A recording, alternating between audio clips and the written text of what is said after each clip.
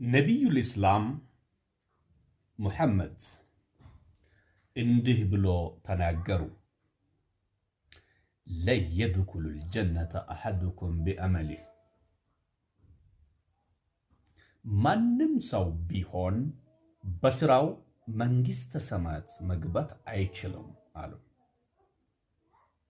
ولا أنت يا رسول الله نعم ولا أنا إلا أن يغمدي الله برحمه አዎ እኔም ቢሆን ጀነት መግባት አይቻለኝም አሉ ነቢዩል ኢስላም። ስለዚህ ሰው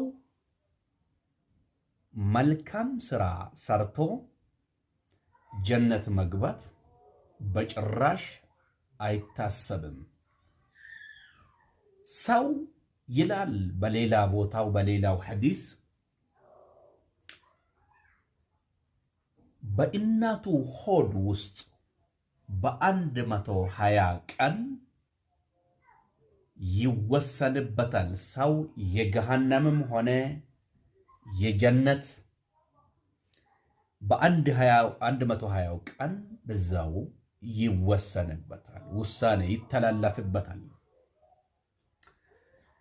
ይህ ሰው መልካም ስራ ቢሰራም ክፉ ስራ ቢሰራም ለዛ ቦታ አይደለም።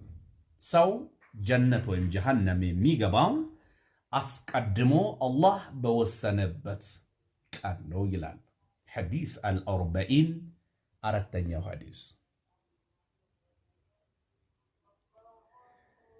በሌላው ቁርአን ደግሞ فأما من ثقلت موازينه فهو في عيشة راضية وأما من كفت موازينه فأمه هاوية إلا الذين آمنوا وعملوا الصالحات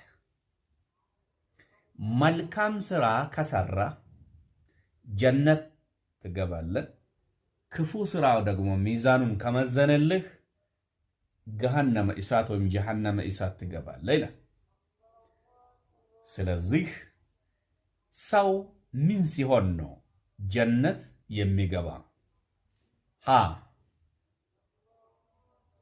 በአላህ ረሕመት ብቻ፣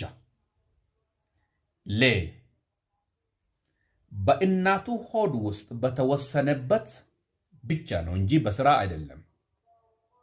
ሐሞራሃ ሰው ጀነት የሚገባው